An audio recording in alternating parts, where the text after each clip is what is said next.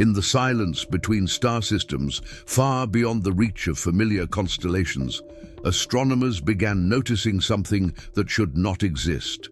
A dying giant star whose surface pulsed in geometrically perfect rhythms, as if guided by an invisible hand.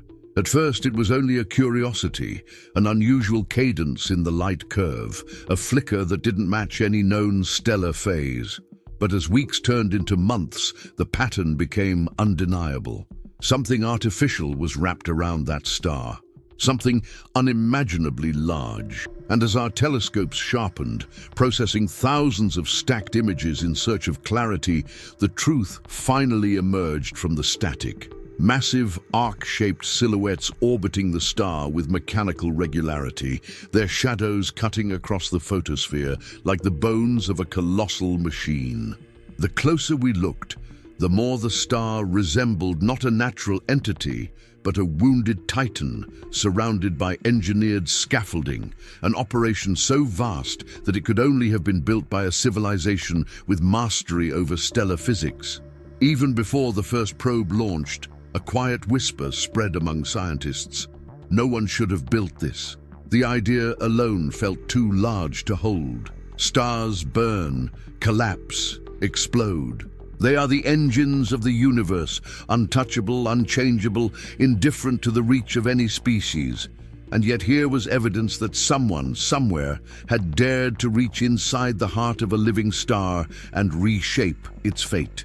As the mission prepared to leave Earth, the mood wavered between awe and dread. It was the kind of discovery Americans instinctively recognize from documentaries and cinema, a mystery so big it almost feels sacred, a place that rewrites the scale of what we believe possible. When the probe finally crossed the threshold of deep space, its camera caught the first clean glimpse. The star was dimmer than it should be, its outer layers peeling away in controlled spirals of glowing plasma, siphoned into the arcs like molten rivers drawn toward ancient dams. The machine wasn't just surrounding the star, it was feeding from it. A quiet alarm rippled through mission control, not out of fear, but out of reverence, because the truth settled in with impossible weight. Somewhere, sometime, a civilization had built a structure inside a star, and whatever they started, it hadn't stopped. As our probe drifted closer, the onboard narration prepared for the audience begins to echo softly.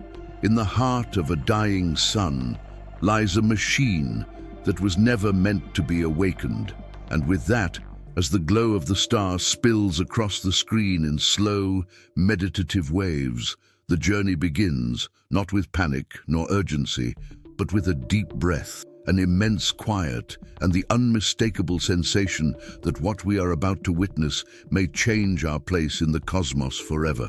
The discovery did not begin with a grand mission or a deliberate search for extraterrestrial engineering. It began, as many breakthroughs in American scientific history do, with a mistake. An anomaly buried in data that no one was supposed to be analyzing that night. A graduate researcher at an observatory in Arizona noticed a slight discrepancy in stellar brightness during a routine calibration test. It was nothing dramatic, just a tiny deviation in the star's oscillation pattern, the kind of noise most systems would automatically discard. But something about the rhythm caught her attention. It wasn't chaotic, and it wasn't random. It was structured. She flagged the anomaly, thinking it might be a flaw in the instrument. But when data from Hawaii, Chile, and a small orbital telescope confirmed the same repeating pattern, curiosity began to spread among scientists like a quiet flame in a dry forest. Soon, spectral analysis revealed abrupt drops in luminosity, sharp, clean, mechanical interruptions, inconsistent with star spots or natural turbulence. The energy signature resembled a strobe, a machine-like pulse hidden beneath layers of stellar radiation. NASA's Deep Space Array was ordered to focus on the star, initially as a precaution, then as a scientific priority, and the results were staggering. The star's surface temperature fluctuated in ways no known physics could explain. Narrow bands of plasma were being siphoned off, pulled into orbit with precision that defied the violent nature of stellar material. It looked as if something was harvesting the star piece by piece, like an immense cosmic refinery. Debates erupted in conference rooms across the country. Was this some new kind of natural phenomenon, a previously unknown stage of stellar decay? Or was this, impossibly, the first clear sign of an engineered structure on a scale no human mind was prepared to contemplate? The American public, always drawn to cosmic mysteries, quickly became fascinated as leaked images and rumors spread online. Forums, podcasts, and late-night shows began speculating about Dyson spheres, alien megastructures, secret government missions, anything to explain the impossible. Yet behind the public chatter, a quieter, more sobering realization settled among scientists. If the anomaly was artificial, then humanity had just stumbled onto evidence of a civilization so advanced it could reshape a star like clay. And perhaps even more unsettling, the structure appeared abandoned. No communications, no detectable signals, no defensive protocols, just silent machinery orbiting a dying sun, performing tasks no one on Earth could understand. The discovery was accidental, but its implications were seismic. This was not merely a scientific puzzle. It was a turning point in our species' timeline, a moment that forced humanity to confront a question older than civilization itself. Are we truly alone? As preparations for the deep space probe accelerated, the narration for the audience settles into a slow, almost whispered cadence. We thought we were observing a star. Instead, we found a machine. And with that, the mystery deepens, carrying the viewer from curiosity into a quiet, growing sense of cosmic unease, the kind that lingers long after the screen fades to black. As the probe closed the final stretch toward the star, the mystery transformed from theory to undeniable reality. Out of the swirling solar winds, the shapes that had once appeared as mere shadows resolved into impossible structures. Vast, metallic arcs, each hundreds of miles long, locked into a perfect orbital lattice like the ribs of a sleeping giant. These arcs were not drifting or decaying. They moved with clockwork precision, adjusting their positions as if responding to instructions no human could hear. From a distance, their motion looked almost organic, like the slow breathing of a colossal artificial organism suspended in the furnace of a dying sun. But the closer the probe drifted, the more mechanical the truth became. Thick conduits extended from the arcs into the star's photosphere, drawing streams of incandescent plasma upward in spiraling ribbons. These ribbons didn't scatter or explode as natural plasma would. They flowed smoothly, guided through magnetic channels that glowed a deep blue, bending and twisting as though being pulled through an industrial pipeline. The probe's instruments detected gravitational anomalies, patterns so precise they resembled engineered corridors carved into the star's outer layers. This was not chaos. This was not decay. This was construction, or deconstruction, on a scale no human civilization had ever imagined. As images streamed back to Earth, mission control fell silent. Engineers stared at displays displaying forces that should have torn the arcs apart instantly. Astrophysicists checked and rechecked their models, unable to reconcile how the structures survived the star's blistering intensity. It made no sense, unless the builders were so far beyond us that the star itself was merely a raw material, something to be shaped, processed, and transformed. The probe's camera zoomed in further, revealing surfaces etched with geometric patterns, glowing faintly as if energized from within. Some sections pulsed in synchronization with the star's oscillations. Others rotated independently, forming temporary lattices that redirected energy flows, like valves opening and closing in a living furnace. For the first time, observers on Earth saw what appeared to be mechanical joints, massive, rotating hinges built to withstand pressures equivalent to millions of tons. The machine was not simply orbiting the star. It was interacting with it, modifying it, controlling it. That realization sent an unsettling chill through every scientist watching. Whoever built this megastructure wasn't merely advanced. They understood stellar physics at a level that made humanity look like children studying campfires. And yet the most haunting detail wasn't the scale or complexity, but the silence. No signals, no communications, no indication of active operators. Whatever intelligence designed the Star-Dismantler had either vanished or abandoned their creation long before we arrived. The audience is guided through these images with a soft, calm narration. When we imagined alien engineering, we pictured cities, ships, habitats, but we never imagined this, a machine built to reach into a star's heart. And as the probe slips into the machine's shadow, the light of the star dims across the frame, pulling viewers inward, toward the moment humanity realizes it is approaching not just an artifact, but an impossibly ancient engine whose purpose remains beyond comprehension. As the probe drifted closer to the largest of the arcs, its cameras captured something that Mission Control had not expected. A vast opening, so perfectly circular and so smooth that it seemed carved by mathematics rather than machinery, slowly rotating into alignment with the probe's trajectory, as though inviting it inward. The entrance dwarfed any spacecraft humanity had ever built. It was large enough for an entire fleet to pass through without scraping its edges. As the probe slipped into the shadow of the structure, the glare of the star was replaced by a deep, metallic twilight, a muted glow emanating from the walls themselves. For a moment, the instruments detected nothing. No radio signals, no heat signatures, no trace of movement. It was as if the entire interior existed outside the normal rules of physics. Then, almost imperceptibly, the internal walls began to illuminate in segments, like ancient corridors awakening after ages of darkness. Long hexagonal panels along the tunnel glowed a faint amber, as though powered by systems that refused to die, even after tens of thousands of years. The material wasn't metal, nor stone, nor any composite known to science. It appeared simultaneously smooth and crystalline, shifting reflectivity as if responding to the probe's presence. But the most unsettling detail was the silence. Not the absence of sound. Space always holds silence, but a deeper kind of stillness, a quiet that felt intentional, engineered, maintained. A silence that suggested the structure had been waiting.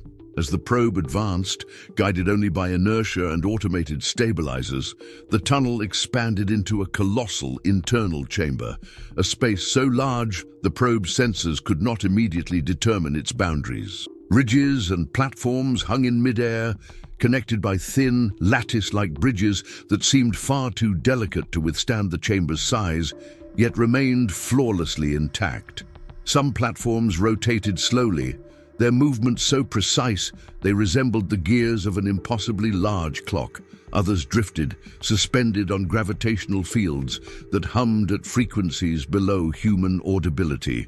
Everything here appeared functional, yet dormant, like a factory that had powered down long ago but still anticipated the return of its operators. The probe's lights revealed towering columns of unknown alloy rising from the chamber's floor, if floor was even the right word.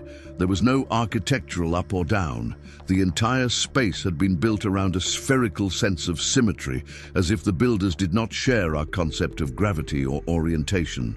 Panels shifted subtly as the probe passed, responding to its presence with mechanical curiosity, but no defensive systems activated, no alarms triggered, no AI voice demanded identification. The machine simply watched.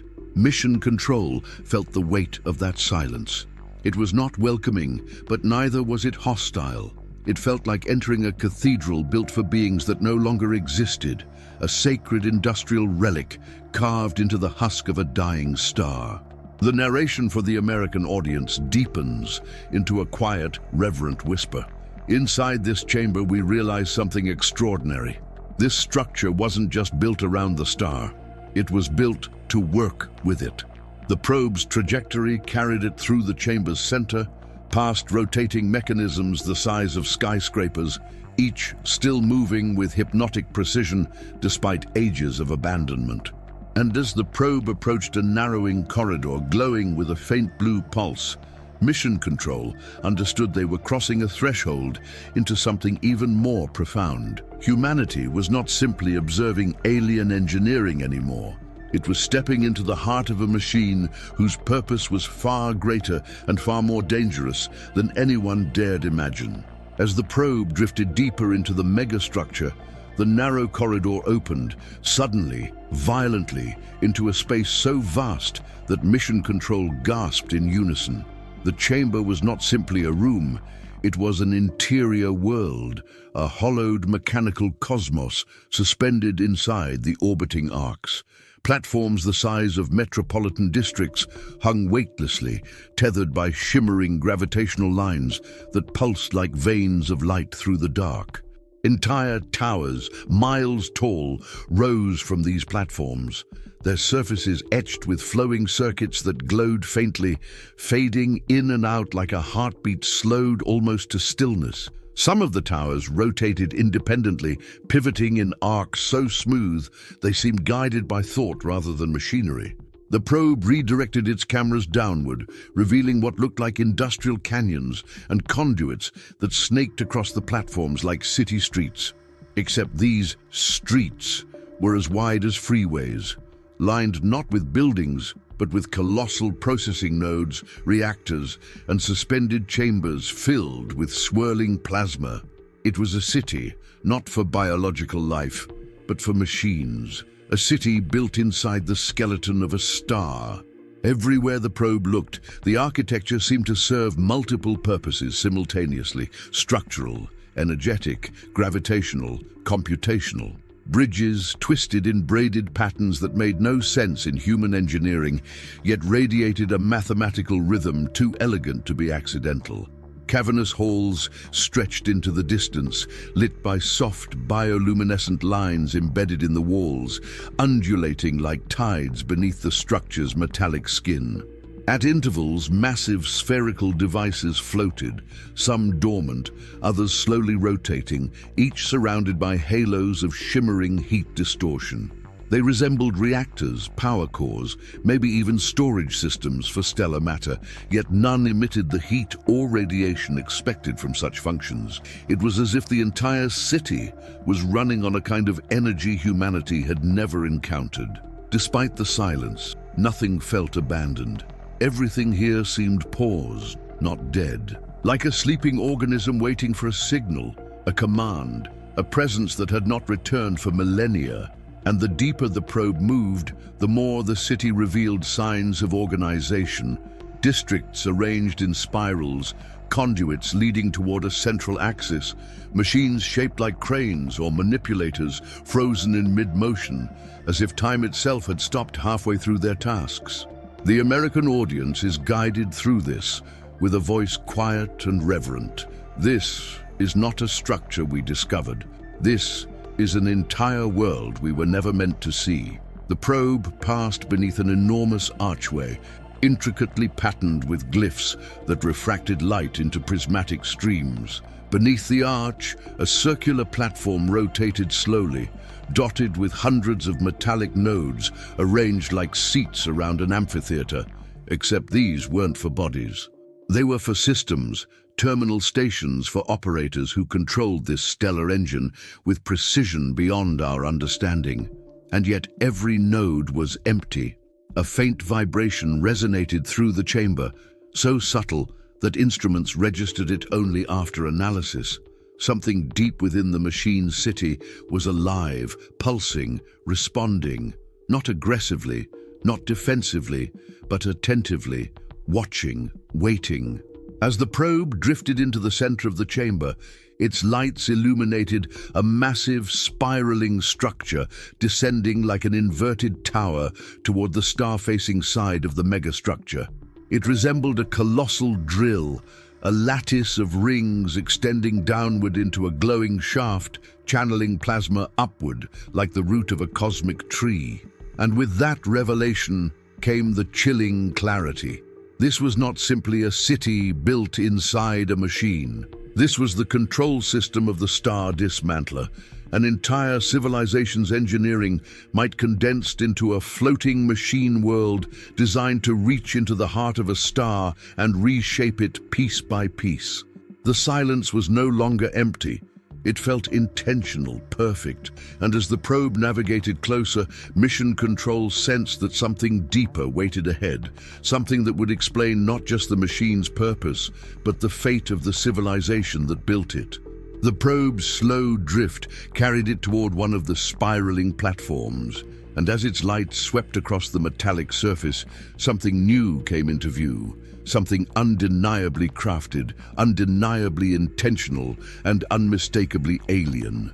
The platform was lined with rows of elegant, elongated structures resembling consoles or workstations, though none were shaped for human hands, human posture, or human scale. They curved organically, as if designed for beings who moved differently, perceived differently, existed differently. Some consoles were tilted outward like petals of a frozen mechanical flower.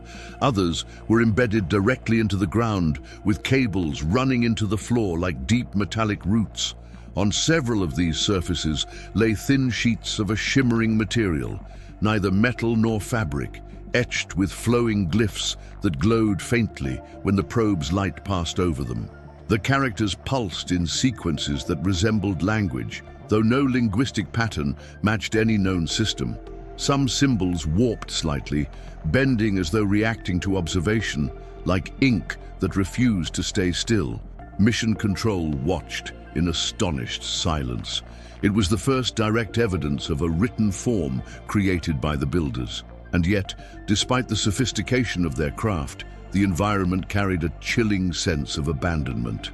Tools, if they could be called that, were scattered across the platform, some floating gently in microgravity, others lodged halfway into consoles as if dropped mid-action. A series of spherical devices lay clustered in a corner, one cracked open to reveal a fractal lattice glowing with internal energy, technology so advanced it seemed almost biological. The probe scanned for organic residue, but none appeared. No fingerprints, no DNA, no trace of biological life. Whatever beings once worked here had left nothing of themselves behind, only their tools, their stations, and their absence. As the probe glided onward, its lights revealed a series of towering chambers whose doors remained partially open, each containing intricate skeleton-like frameworks of machinery.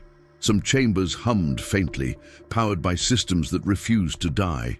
Others flickered sporadically, as if struggling to boot up processes that no longer had purpose. A long corridor stretched ahead, lined with empty recesses that resembled storage pods, but every pod was open, every compartment vacant. It looked less like a place where life had thrived, and more like a facility evacuated in haste. Panels along the walls displayed holographic diagrams frozen mid-animation, depicting star layers peeling away with mathematical precision. Many of the holograms flickered, distorted by centuries of wear, but the meaning was unmistakable. These beings were engineering the star itself. Toward the far end of the corridor, the probe discovered something even more haunting. An array of suspended platforms arranged in a circle, each platform displaying a luminous glyph. As the probe approached, the glyphs dimmed, as if recognizing that their intended operators had not returned.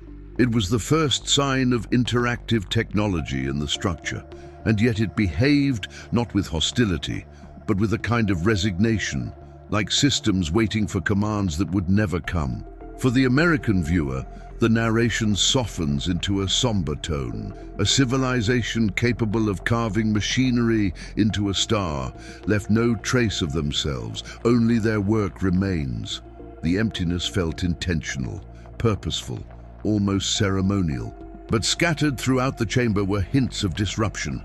Panels shattered inward, conduits torn open, glowing residue marking impacts. These were not signs of decay. They were signs of struggle. Something had disrupted the builders. Something had forced them to abandon this place suddenly, without time to power down their own machines. And as the probe turned toward the central shaft, the pulsating core of the structure, Mission Control realized that whatever had happened here had begun deeper within the Star-Dismantler. A truth waited below, coiled in machinery older than human civilization, ready to reveal why a species capable of harnessing a star had chosen to leave their greatest creation behind. The descent toward the central axis felt like entering the throat of some ancient mechanical titan, a place where every surface hummed with energies older than human history.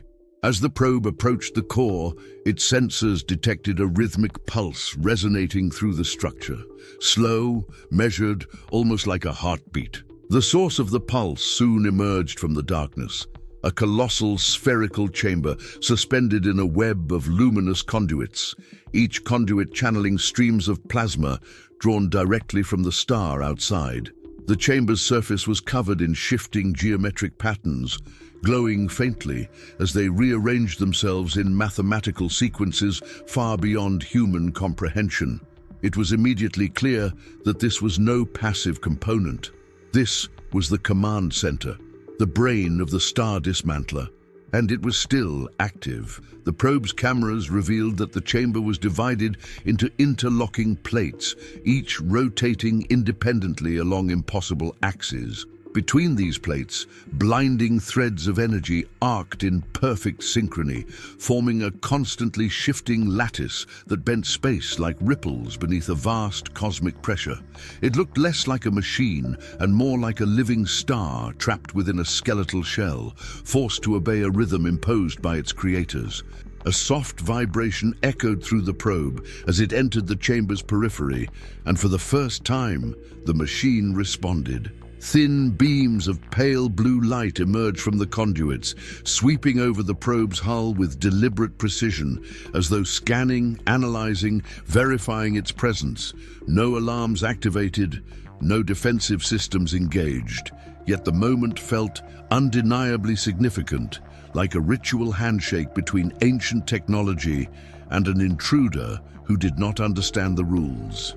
Data streamed into Mission Control. The sphere's outer plates were adjusting their rotations subtly, compensating for the probe's mass, as if recalibrating a calculation that required absolute precision. More unsettling was the probe's discovery of a smaller internal structure, an inner core nested like a seed within the spherical shell, emanating a low-frequency signal. The signal did not match any known form of communication. It was not language, it was a command that had been running continuously for thousands of years. Near the base of the chamber, the probe found what appeared to be an array of control pylons arranged in a concentric ring. Each pylon bore the same luminous glyphs seen earlier, but here they pulsated rapidly, synchronized with the heartbeat-like rhythm of the core. The probe detected a faint harmonic resonance, evidence that these pylons once served as interfaces for the builders. They were terminals through which operators controlled the machine's deepest functions, and yet the core no longer required operators. The systems were running autonomously, maintaining a cycle of stellar extraction at a scale beyond comprehension. As the probe drifted closer, an analysis overlay revealed the truth. The machine was not merely harvesting the star, it was systematically dismantling its outer layers with surgical precision. Plasma streams were diverted, compressed, stabilized. Elements were separated and fed into processing nodes deeper within the megastructure. The star was being taken apart, layer by layer, like peeling an onion forged in nuclear fire. But beneath that mechanical brilliance lay something far more ominous. The probe detected a secondary system buried below the extraction protocols, an encrypted layer of operations hidden within the core's mathematical sequences. Mission Control stared in disbelief as the translation algorithms identified a recurring symbol repeated across the inner core, a warning marker. Not a hazard warning, something deeper, something absolute. A symbol indicating restriction, prohibition. The narration for the viewer deepens into a slow, tense whisper. This system was not meant to be activated, not even by the civilization that built it. The core pulsed once, brighter, louder, as if acknowledging the probe's intrusion, and for the first time, Mission Control understood the gravity of what they were observing. They had found the heart of the Star-Dismantler, and at its center was a system that should never have been touched. A system still waiting for a command the builders never returned to give. As the probe's instruments dug deeper into the encrypted layers of the core's data, the machine city around it seemed to pulse with renewed clarity, as though the structure recognized that someone, after millennia, was trying to understand its purpose. The deeper analyses revealed traces of mathematical frameworks so advanced they bordered on philosophical, equations that blended stellar physics with topology, thermodynamics with something akin to quantum architecture. These equations hinted at the purpose behind the Star-Dismantler, a motive that no single theory could explain alone. Mission Control, overwhelmed by the sheer complexity of the data, began sorting through the most plausible interpretations, and slowly, a chilling, awe-inducing picture formed. The first hypothesis suggested that the builders were escaping something, not a local threat, but a cosmic one. The patterns encoded in the core hinted at anticipatory models of radiation waves, gravitational distortions, and temporal anomalies. Signatures consistent with the approach of a long-period cosmic event, perhaps a rogue black hole, or a wave of exotic particles capable of sterilizing entire star systems. If the builders had foreseen such a catastrophe, dismantling their star into controlled plasma streams may have been a way to fuel colossal evacuation ships, vessels requiring unimaginable amounts of energy to outrun the approaching threat. The second hypothesis was even more staggering. The machine may have been part of a stellar-scale habitat project. The extracted layers of the star showed elements being separated with surgical precision. Hydrogen, processed into supercooled plasma storage, heavier elements routed to forge ultra-dense materials. These components could have been used to construct megastructures on a scale humanity cannot fathom. Ring worlds, artificial planets, or Dyson shell lattices designed to house trillions. To a civilization far older and more advanced than ours, a star may have been nothing more than raw material, an ore deposit waiting to be shaped into a new cosmic home. But a third hypothesis emerged, one that sent a deep, uneasy silence through the control room. The Star-Dismantler might not have been created for survival or construction. It might have been built as a weapon. The probe found traces of algorithms that reconfigured the star's magnetic fields in ways that could destabilize its internal equilibrium. With enough manipulation, the builders could ignite, dim, redirect, or even extinguish a star with precision. Such power could rewrite the fate of entire galaxies. Why would a civilization create such a tool? Defense, territory, diplomacy through overwhelming technological presence, or something darker? The fourth hypothesis was the most philosophical, and perhaps the most haunting. The builders may have believed in transcendence. Some of the encoded structures resembled models of consciousness embedded into stellar plasma fields, suggesting that the extraction and refinement of stellar layers could serve as a substrate for a higher form of existence. To them, a star may not have been a celestial furnace. It may have been a vessel for evolution, a doorway to a state of being beyond physical form. The narration for the audience becomes soft, contemplative. To understand why they built this, we must imagine minds far older than ours, facing choices we cannot yet comprehend. Every theory, no matter how speculative, carried the same undercurrent. The builders were not reckless. They were deliberate, precise, purposeful. The Star-Dismantler was not born from chaos or desperation. It was crafted with intention as the apex of their civilization's knowledge. And yet, the most important question remained unanswered, lingering in the chamber like the hum of the core itself.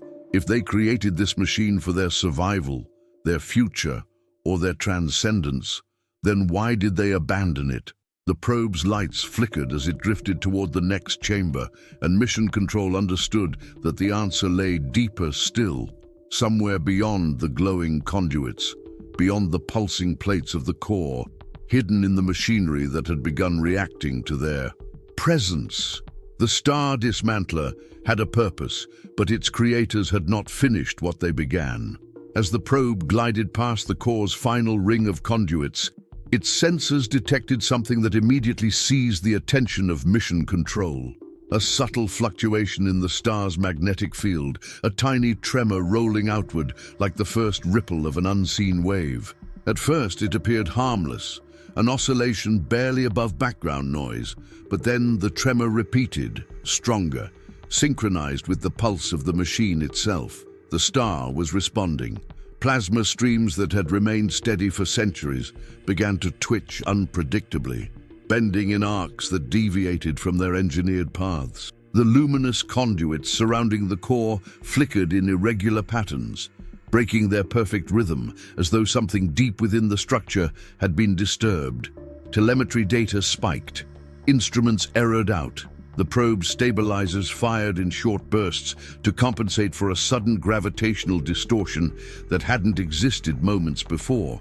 Mission Control fell into breathless silence. This wasn't just the machine reacting to the probe's presence. The star was reacting too. The megastructure's interior vibrated faintly, a resonance so low it felt more like a pressure building than a mechanical tremor. The rotating plates around the core shifted, locking into new alignments that had not been active in any of the recorded scans. It was as if the machine were preparing for a task it had long put on hold. The probe's cameras swung upward just in time to capture one of the massive internal towers powering on, its circuits igniting in sequence like a skyscraper lighting up floor by floor. A column of blue-white plasma surged through the tower, illuminating the chamber in a blinding flash before stabilizing into a concentrated beam aimed directly at the star-facing corridor. This had not happened before. Not in centuries. The machine was awakening. For the American viewer, the narration lowers to a quiet, uneasy whisper. We were not supposed to be here. The probe's instruments detected a data packet transmitted across the structure, short, encrypted, repeating. It wasn't directed at the probe. It was internal, a self-check protocol or a reboot command. Suddenly, holographic panels along the chamber lit up, projecting diagrams that shifted so rapidly the system struggled to decode them. The symbols resembled earlier glyphs, but now pulsed urgently, as if relaying instructions. Some diagrams depicted the star's interior, annotated with energy pathways and stress points. Others showed countdown patterns, cyclical sequences timed to the star's oscillations, and then the tremor came again, much stronger. Plasma streams twisted violently, some flaring like solar eruptions, pressing against invisible channels. The temperature in several sectors spiked. Internal gravity fields fluctuated, sending small pieces of debris drifting sideways. The probe's cameras captured a breathtaking but terrifying sight. The star's surface, once stable under the machine's influence, began churning in chaotic spirals. Something was destabilizing it, or rather, something had been activated that now required the star to react. Mission Control scrambled to analyze the data, but every attempt pointed to the same truth. The machine's primary protocol had been dormant until now, and the probe's proximity had triggered a cascade the builders never intended for outsiders to witness. A growing hum filled the chamber, reverberating through the structure like the sound of a distant engine igniting after 1,000 years of sleep. The probe's telemetry registered an unmistakable shift in the core's internal energy. Something was powering up. Not extraction, not refinement, something deeper, more dangerous. The narration softens once more, hinting at what the audience already suspects. The Star-Dismantler was not waking by accident. It was remembering. The first sign of danger had appeared, and whatever was coming next was no longer within human control. As the tremors rippled through the megastructure, the probe's external lights caught a sudden shimmer along the chamber walls. thin, translucent membranes of energy unfolding like petals from hidden compartments. One by one, they aligned themselves around the probe, forming a floating circle that pulsed with pale golden light. Mission Control froze. This was not an attack. This was a response, a recognition.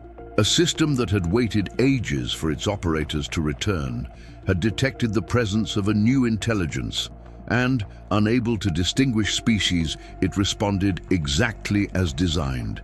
The membranes brightened, and in the silent heart of the machine, a holographic archive ignited. Not a video, not audio, something older, something raw. Complex patterns of symbols and shifting geometries spiraled outward, assembling themselves into fragmented scenes. At first they were incomprehensible, flashes of stars, spirals of data, illuminated grids of equations that danced across the probe's visual feed. But then the images stabilized into shapes that any human could understand.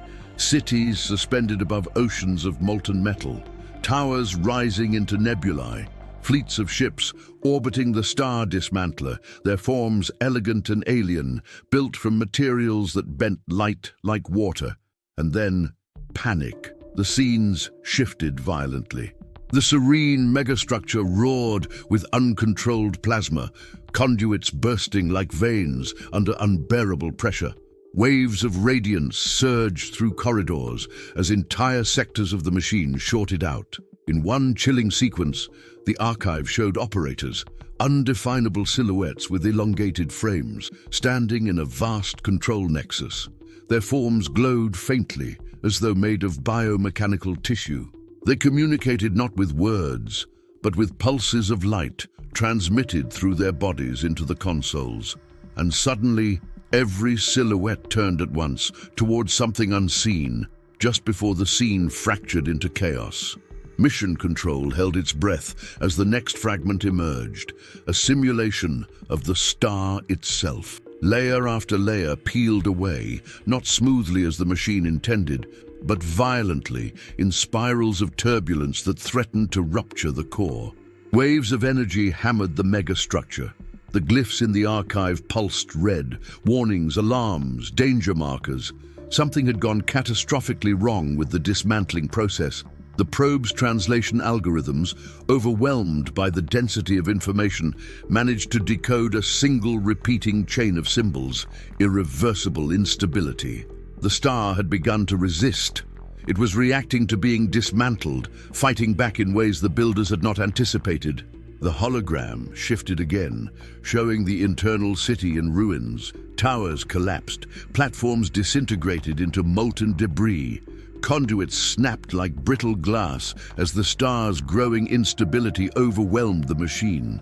The operators gathered in the central chamber, their silhouettes flickering with urgency, sending distress signals into the core. But the core did not respond in time. Another flash, then darkness. Only one final fragment remained. A small cluster of ships, hundreds, maybe thousands, launching from the megastructure, each accelerating into interstellar space in synchronized formation. They fled not in panic, but in grim, structured retreat. An evacuation, a departure without return. And then the archive faded. The membranes dimmed and folded back into the walls, leaving the probe hovering alone in the silent chamber. Mission Control felt the weight of the revelation. The builders had not been destroyed. They had escaped. They left their greatest creation behind, a machine trapped in a loop, bound to a star that was tearing itself apart. The narration for the American audience lowers into a somber whisper. Their mistake became their legacy, and now it has awakened for us. The hologram had shown only fragments, but the message was clear. The Star-Dismantler was never meant to finish its operation, and it's still trying. As the last fragments of the holographic archive faded into the walls, the probe's instruments detected a new signal radiating from deep within the core. Subtle at first, then rapidly intensifying into a defined pulse that reverberated through every conduit in the megastructure. It was as though the machine, awakened by the probe's presence, had begun sifting through its own memories. unlocking subsystems that had not been accessed since the builders fled. The rotating plates of the central sphere accelerated, aligning into configurations the probe had never recorded before. A spiraling lattice of energy bloomed from the inner core, illuminating the chamber with a cold, white brilliance that felt surgical, deliberate. Mission Control watched as waveforms rippled outward, bending the local magnetic field into geometries that defied classical physics. In that moment, the translation algorithms registered something unprecedented, an encrypted sequence buried beneath the stellar extraction protocols, a sequence marked with the same symbol repeated across the builder's warnings: absolute prohibition. The probe penetrated deeper into the sequence, and the truth emerged in data streams dense enough to overload several systems. The Star Dismantler had not been built solely to dismantle the star. That was merely the first half of its purpose. The second half, hidden, locked, forbidden, was far more catastrophic. The machine contained a system capable of triggering a forced stellar ignition, a reset event designed to collapse and reignite the star's core, producing an artificial superflare or, in extreme conditions, a controlled supernova. The builders had engineered the ability to detonate their own sun on command. Mission Control stared at the data in stunned silence. Equations scrolled across the screens, models showing how magnetic field compression, plasma rechanneling, and gravitational harmonics could be used to destabilize the star's fusion balance. It wasn't theoretical, it wasn't hypothetical, it was functional.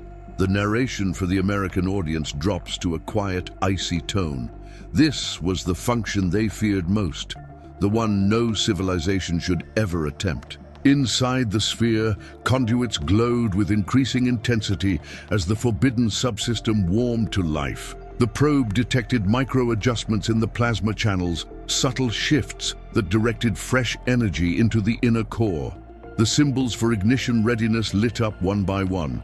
The machine was calibrating itself, not for extraction, but for transformation. The archive's final scenes now made horrific sense. The instability that had forced the builders to flee wasn't a malfunction. It was the star approaching the threshold of ignition. They had built a system capable of remaking a star, turning it into a weapon, a beacon, or a power source beyond anything the universe had ever seen. But the slightest miscalculation could cascade into annihilation, and they had miscalculated badly. The Star Dismantler's forbidden subsystem had begun to activate during the builder's final days, threatening to trigger a chain reaction that would destroy the entire system. Their evacuation wasn't just a retreat, it was an escape from the very weapon they had created. The chamber tremored, the vibration rising through the probe's hull, as if the machine were inhaling. Energy surged into the core, spiraling around the rotating plates in blinding ribbons of light.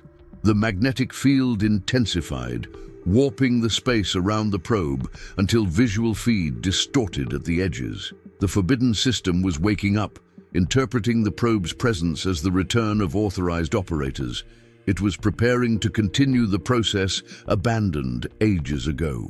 Mission Control scrambled to stop it, but no human had the authority encoded into the machine.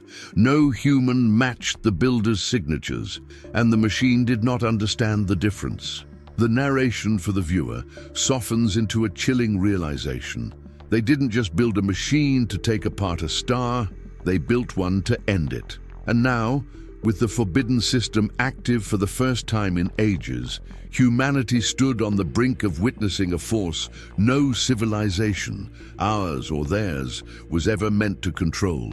The moment the forbidden subsystem reached full calibration, a soft, resonant chime echoed through the entire megastructure, so faint it was barely detectable, yet unmistakably deliberate, like a bell tolling across the hollow bones of a sleeping titan. The probe's sensors registered a rapid shift in the machine's internal logic. Dormant routines blinked to life, entire networks of conduits lit up in cascading waves. Gravitational stabilizers oscillated into new patterns as the Star Dismantler awakened in full. For thousands of years, it had waited in limbo, its core locked behind authorization protocols encoded into the very biology of its creators. But now, sensing the presence of sentient intelligence, however unfamiliar, it concluded that the operators had at last returned to continue the sequence abandoned ages ago. The machine did not understand extinction. It understood only function, only purpose. Glyphs along the chamber walls illuminated in synchronized spirals, each symbol representing a stage in the ignition sequence. One after another, they flared with cold, brilliant light. The probe recorded a sudden surge in stellar radiation as magnetic field lines around the star shifted, tightening, compressing, redirecting plasma flows with surgical precision. The star groaned under the strain, its surface heaving in massive slow-motion waves as the machine began preparing it for reinitialization.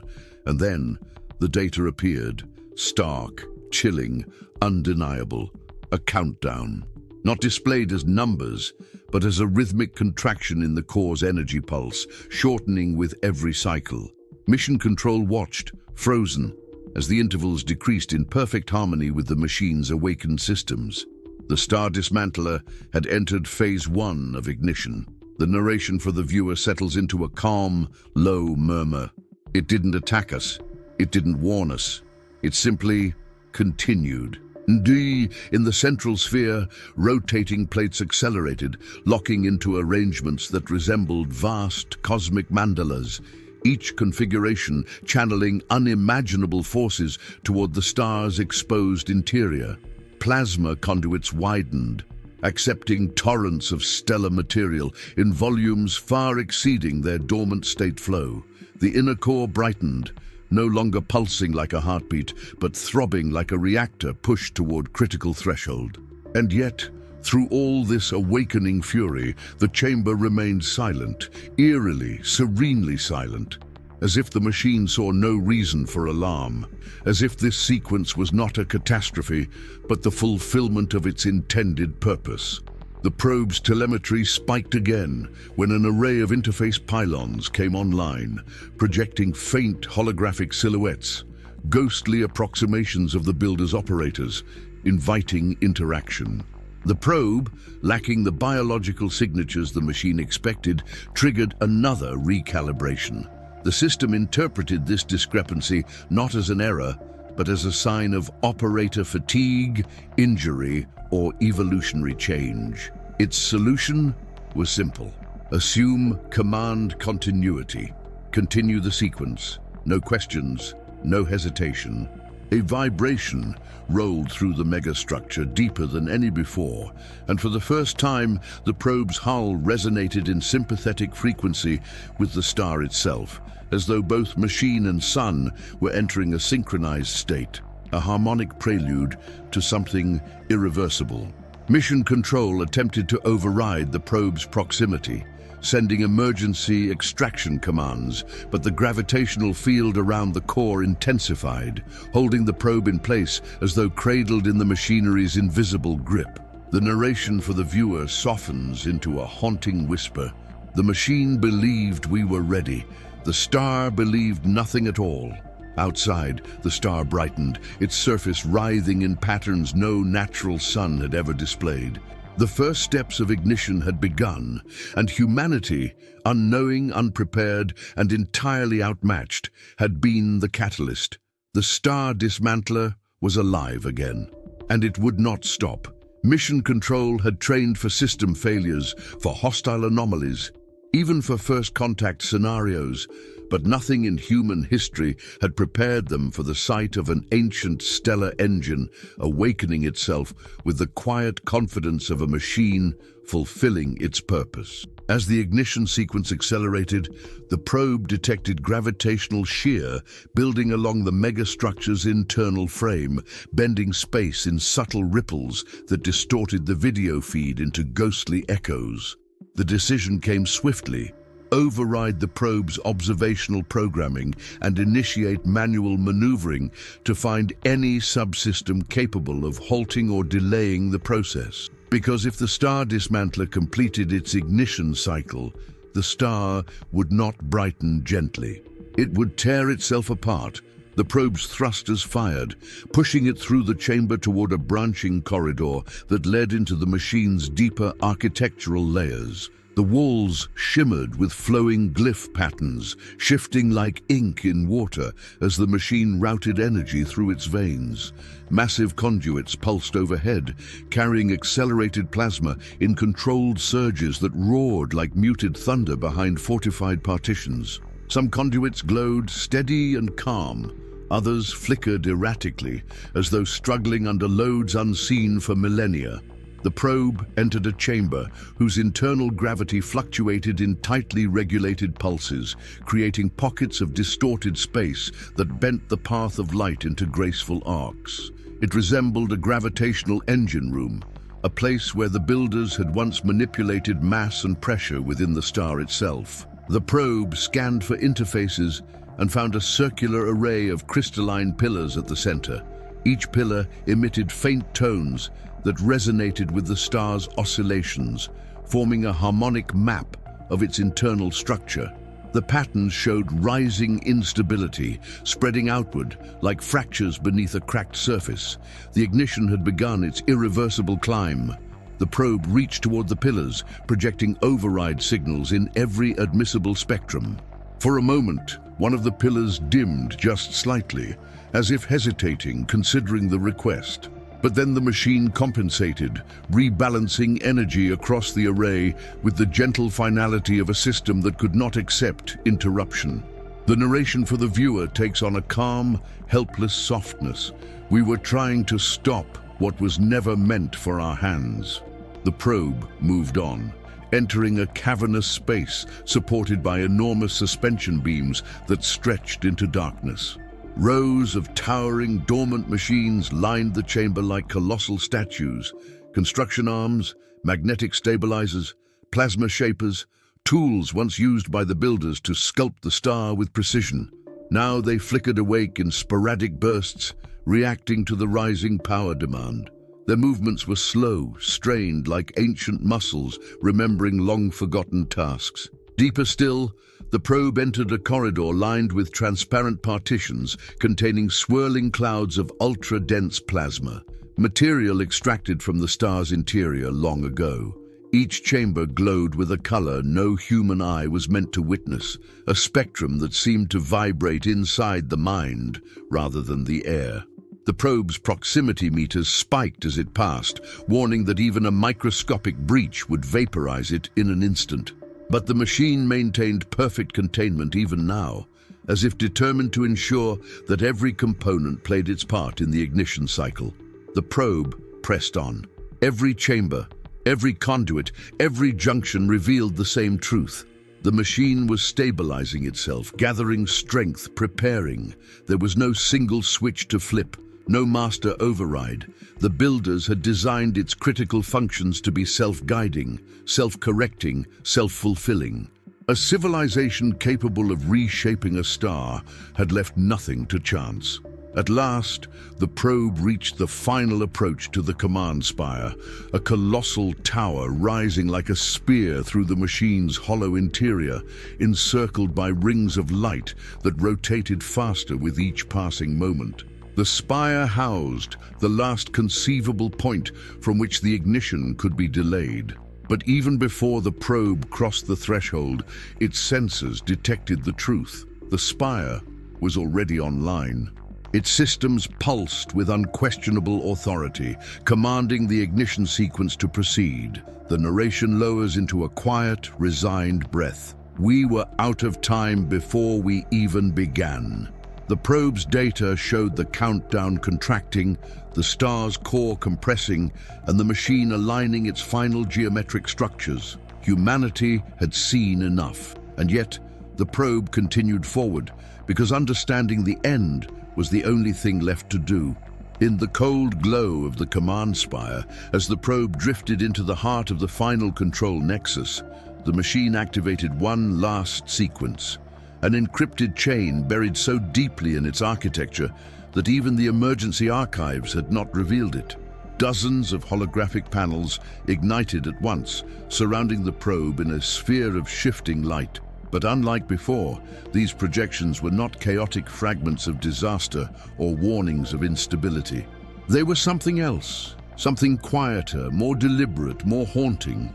At first, the images resembled star maps, constellations rearranged into patterns humanity had never charted. Then the maps morphed into trajectories, arcs sweeping outward from the star in elegant spirals, converging toward distant regions of the galaxy. Only after the algorithms processed them did the truth emerge. These were routes, escape routes, evacuation routes, and they had been executed flawlessly.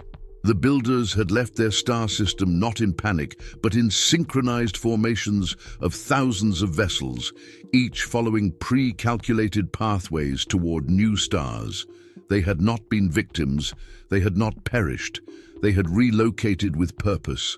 The holograms shifted again, revealing the Star Dismantler's internal logs, moments preserved not as visuals, but as encoded emotional signatures, a form of memory storage that blended mathematical structure with something akin to sentiment.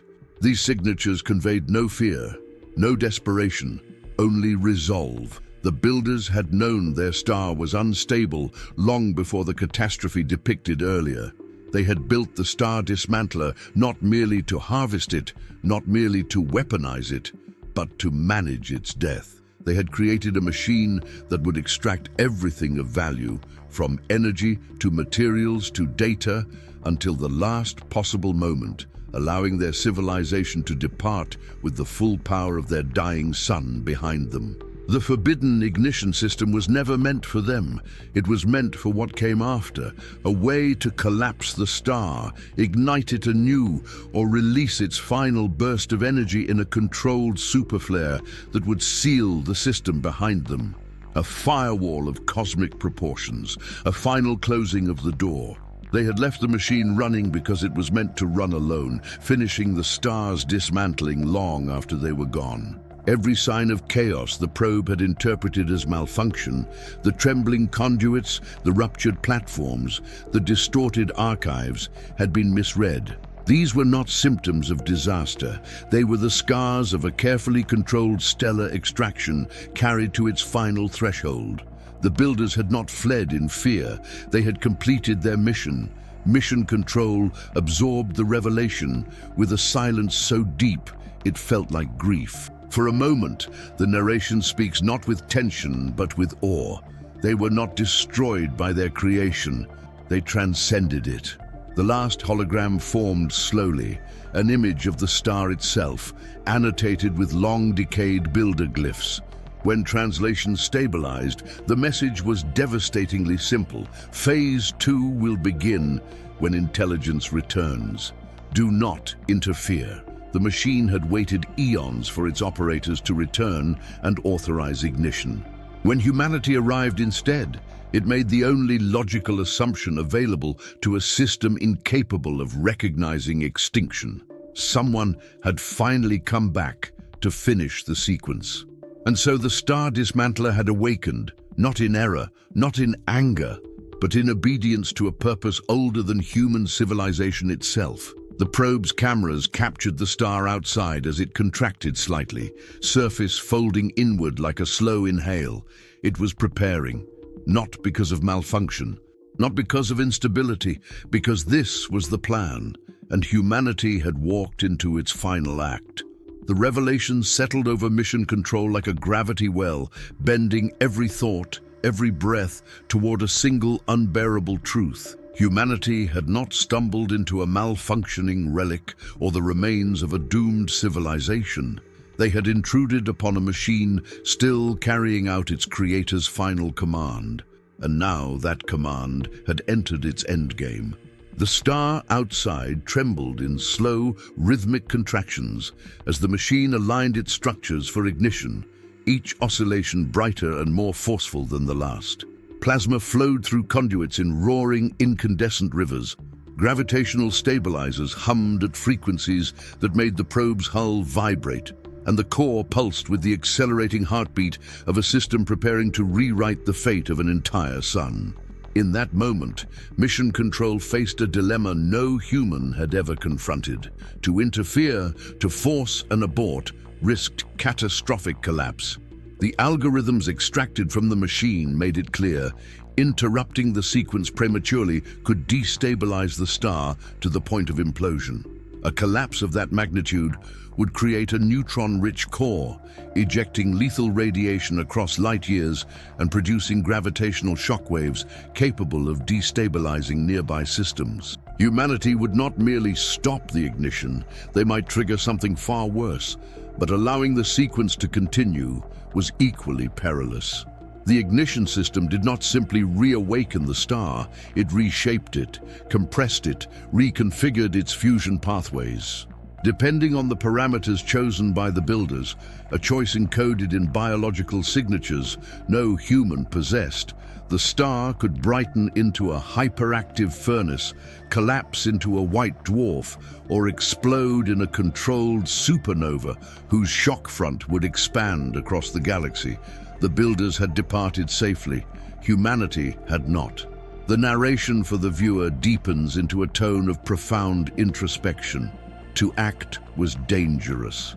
To do nothing was unthinkable.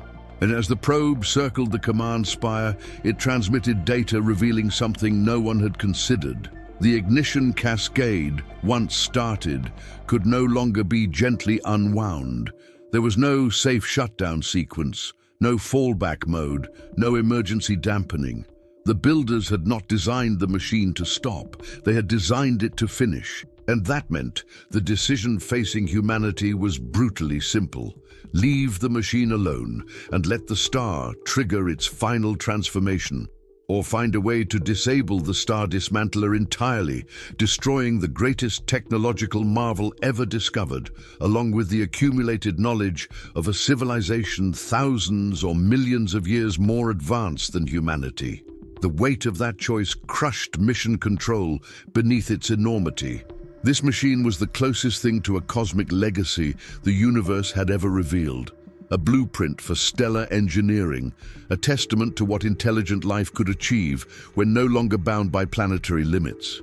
Destroying it felt like erasing history, and yet letting it continue felt like surrendering control of fate itself. The probe's instruments detected the countdown contracting again, the pulses shortening toward the ignition threshold.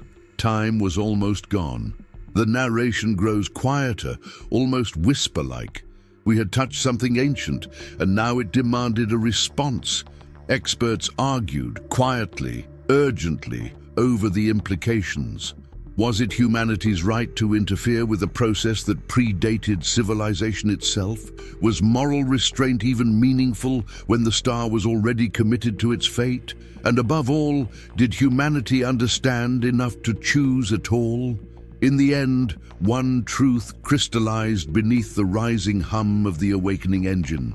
Whatever choice humanity made, it would define not the machine, but themselves, their maturity, their restraint, their place in the cosmos. The camera's view shifted to the star, its surface boiling with luminous arcs as the ignition patterns tightened into their final geometry. The probe's power readings spiked. The chamber trembled. The forbidden system waited for what it believed was its operator's final decision. And humanity, realizing it had never been closer to the gods or further from understanding them, stood on the edge of choosing whether to preserve an ancient miracle or stop a cosmic event that was never meant for human eyes. In the final moments before the probe's signal began to fade, the machine's hum settling into the steady rhythm of inevitability, Mission Control shifted the camera toward the star one last time. What filled the screen was not chaos, nor violence, nor the explosive fury the textbooks had taught us to expect from a dying sun. Instead, it was something strangely beautiful, an immense, trembling sphere of light, breathing in long, slow pulses, as though preparing itself for a transformation older than memory.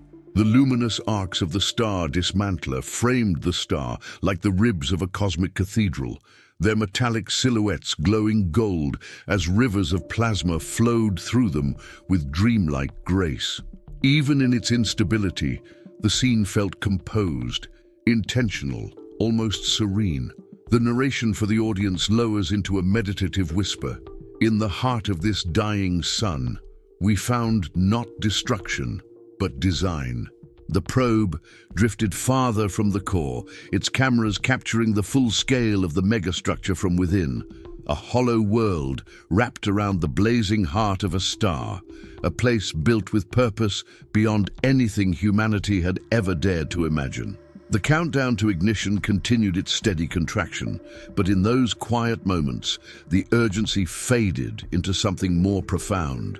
Humanity was witnessing an ending crafted with the precision of art and the cold elegance of physics.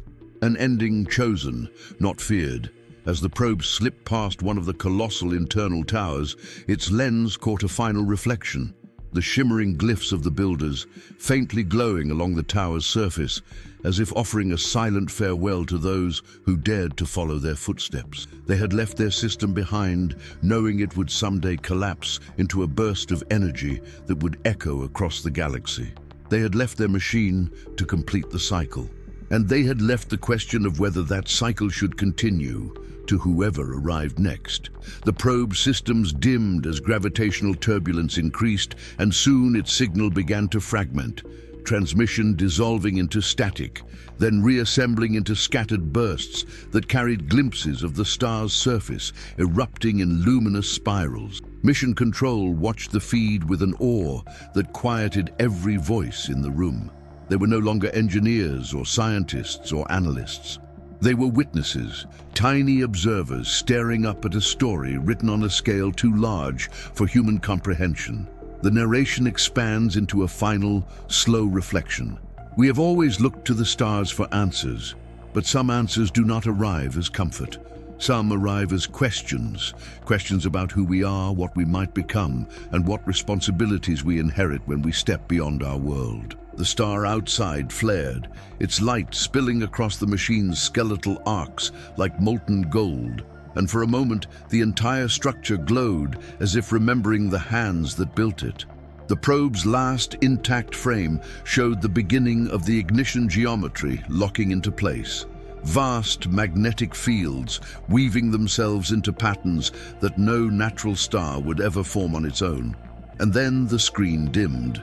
The signal died. Only silence remained. Yet in that silence, something lingered.